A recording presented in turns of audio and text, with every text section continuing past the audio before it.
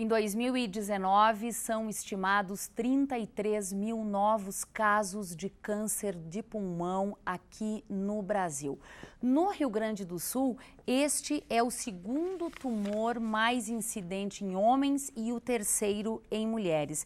E apesar da constante evolução nos tratamentos, continua sendo um dos que mais mata, considerado aí hoje a principal causa de morte entre homens e mulheres. Bom, Passo Fundo vai debater este assunto no dia 11 de maio, durante o primeiro simpósio de câncer de pulmão. Nosso convidado aqui no Hora da Notícia é o médico oncologista e também organizador do primeiro simpósio de câncer de pulmão, Dr. Alex Seidel. Seja muito bem-vindo ao PFTV.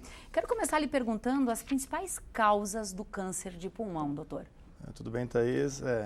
O câncer de pulmão está crescendo muito ainda na nossa população, né? Apesar de que o consumo do cigarro, que é o principal causador do câncer de pulmão, está diminuindo. Nos últimos 10 anos, o consumo de cigarro caiu cerca de 30%, tá? Então, o câncer de pulmão, atualmente, o tratamento vem evoluindo consideravelmente, só que, infelizmente, os diagnósticos estão cada vez mais tardios e aí a chance de cura sempre vai caindo. Bom, se nós então levarmos em conta que o principal causador do câncer de pulmão é o cigarro, a gente pode entender, doutor, que esse é um câncer que poderia ser tranquilamente evitado. Exato. Quando a gente fala em câncer de pulmão, o principal causador é o cigarro. Cerca de 90% dos casos de câncer de pulmão, o cigarro será o causador infelizmente, dessa patologia. Então, tentar evitar o consumo ao máximo é de excelência para um bom segmento desse paciente. Para você ter uma noção, um paciente de tabagista ativo, a chance de ele ter câncer de pulmão é cerca de 20 vezes a mais do que uma pessoa que não fuma.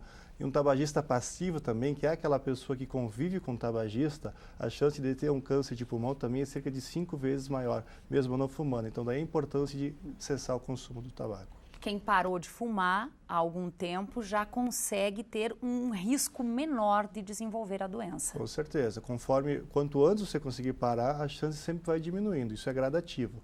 Mas, infelizmente, a gente pega muitos pacientes que começam a fumar muito cedo e aí vão parar quando descobre a doença e às vezes já é muito tarde. Então, quanto antes você conseguir parar o consumo, melhor. Doutor, de que sintomas estamos falando, os sinais, então, do câncer de pulmão?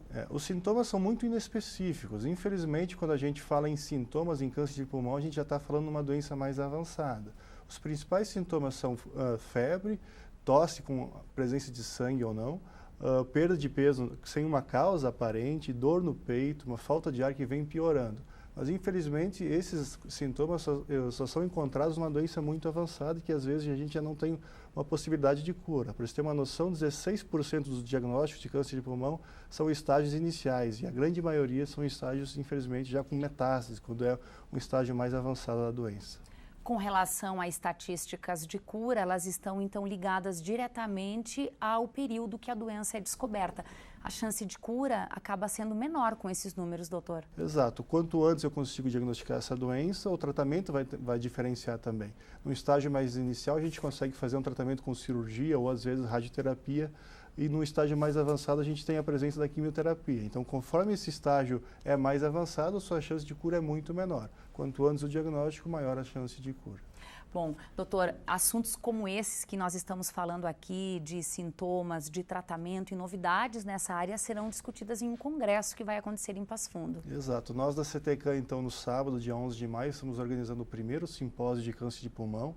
Então, terá a presença de vários especialistas vindo de São Paulo, Porto Alegre, que são referências hoje no tratamento do câncer de pulmão no Brasil. Então, é de extrema importância fazer eventos como esse para tentar qualificar ainda mais o serviço no atendimento do paciente com câncer de pulmão aqui de Passo Fundo e da nossa região. Quem pode participar do simpósio? São profissionais de saúde, tá? Lembrando que a inscrição é gratuita, é só entrar no site e fazer a inscrição, só que são vagas limitadas. Então, quanto antes você conseguir fazer, melhor, porque às vezes acaba encerrando e a gente não consegue mais ter mais espaço para conseguir outras inscrições. Tá certo. Doutor, obrigada pelas informações. Um ótimo simpósio para vocês. Muito obrigado. Obrigada.